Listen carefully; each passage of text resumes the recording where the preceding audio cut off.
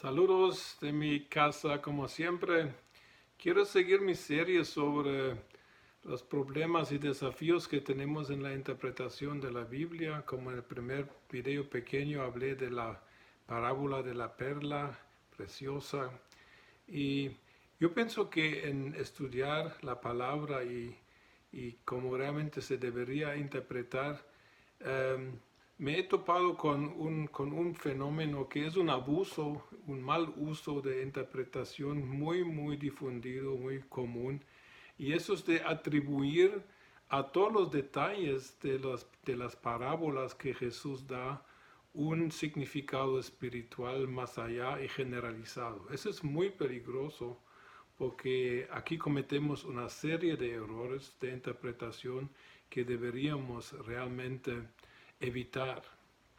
Eh, Pongamos un ejemplo que es muy común en el mundo pentecostal. En Mateo 25, los primeros 14 versículos habla de las 10 vírgenes que están esperando que llegue el esposo para la boda.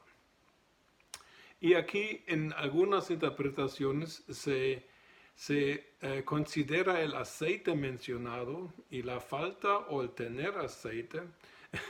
Se atribuye el significado del Espíritu Santo o tener el Espíritu Santo al hecho de tener aceite en las lámparas o no.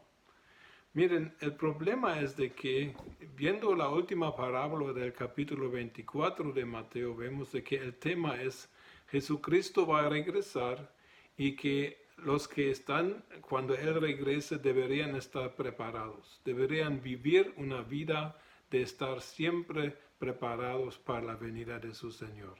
Y realmente es un principio válido universalmente porque deberíamos vivir como si Jesús viniera mañana, deberíamos planificar como si viniera dentro de 20 años. Parece que Lutero dijo algo así. Y eso es sabio, porque nadie sabemos de cuándo nos toca ir al cielo, nadie sabe que va a estar vivo o muerto mañana. O sea que la venida del Señor en el sentido privado podría suceder en cualquier momento. Pero también está la venida, la segunda de Jesucristo. Y sea como sea la venida de Jesús, el gran evento de la segunda venida, o sea que tú tienes que enfrentarte con tu Salvador, la Biblia nos exhorta a estar preparados. Ahora, atribuir al aceite de esta parábola de Mateo 25 el significado del Espíritu Santo es muy complicado, porque en primer lugar, una parábola en la palabra de Dios y la gran mayoría de las parábolas tienen un significado principal y todo lo demás de la historia es prácticamente eh, para ayudarnos a entender el principio, pero el mensaje generalmente es uno.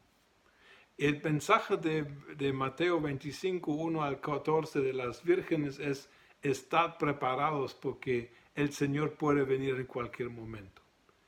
Ahora, si uno cometiera en esta parábola el error de decir que el aceite significa el Espíritu Santo o simboliza el Espíritu Santo, tenemos varios problemas. En primer lugar, se podría tener el Espíritu Santo en una forma de depósito aparte de nuestra vida, porque estaba hablando de que tenían aceite en las lámparas, pero no tenían el aceite en ciertos vasos de repuesto.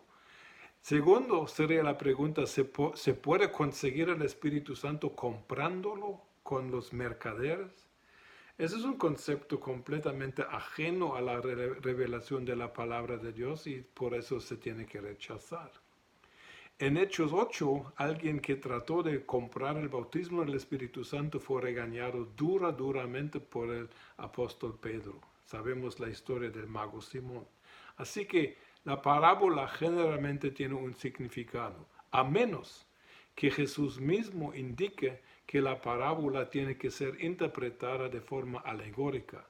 Alegoría quiere decir que cada detalle de la parábola tiene un significado espiritual y Jesús lo explica en la parábola del sembrador en Mateo 13 y Marcos 4, Jesús mismo da primero la parábola y luego la explica detalladamente diciendo, en esta parábola el sembrador es el Hijo del Hombre, la semilla es la palabra de Dios, etcétera, etcétera.